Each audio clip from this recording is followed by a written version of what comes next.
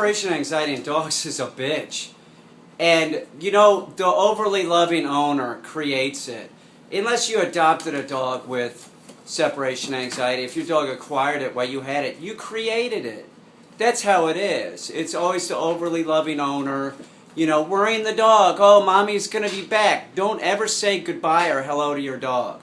Now, if it's too late and your dog already has separation anxiety, you're going to want to use a crate. A crate's going to be very helpful. In other words, if the dog is going towards the window to wait for you, it's going to sit there and like, you know, don't. It needs to be chilled out in a crate like a normal dog.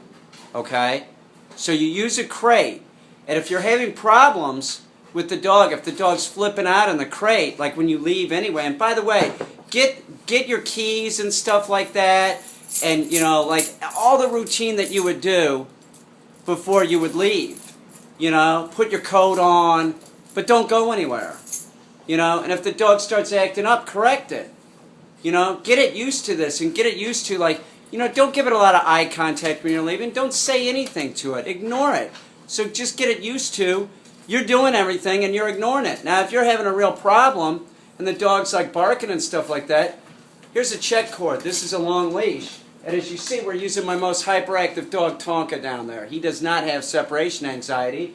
But say if he barked or something, look at Ike humping the blanket in the back. What a fucker. Now, if he barked or something, or your dog with separation anxiety was barking, you can correct it this way. You could run in and pick this up and give the dog a correction. No. Right? Along with no. Same thing, if your dog's digging at the crate, you can correct it with this and start articulating a language to the dog that the dog understands. Any of those bad behaviors that it's doing in the crate, you have to stop it. It doesn't matter that you know it's killing you inside, that you know your dog has this anxiety disorder. You have to correct the dog. If you don't correct the dog, it will get worse.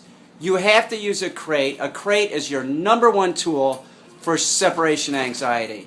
So maybe you get it to the point, you know, you have the coat on and you can go to the door and you got your keys and everything, and then you're going to take it to that next level where you go out the door. Well, have the leash ready. You know, have the leash ready coming out of the crate like this, so if your dog's flipping out, you can correct it. Now, if you could get it to the point where it's sort of calm outside, maybe you take the leash off and it is just a verbal no by that point. No! But you have to, like, start getting your dog used to seeing, you know, all these rituals that you do as, like, it doesn't matter. You're not going anywhere, you know, and it doesn't matter if you do go anywhere with, you know, with the dog with separation anxiety. They have to get over this. You have to understand the dog's hardwired to be with the pack. So you sort of have to train the dog to be alone. That's key. That's what this is all about. You have to train the dog that at times it must be alone. You know, it's the same thing as my pigeon Remy here. You know, I leave her on purpose at times because the animal, like, wants to be right on me constantly.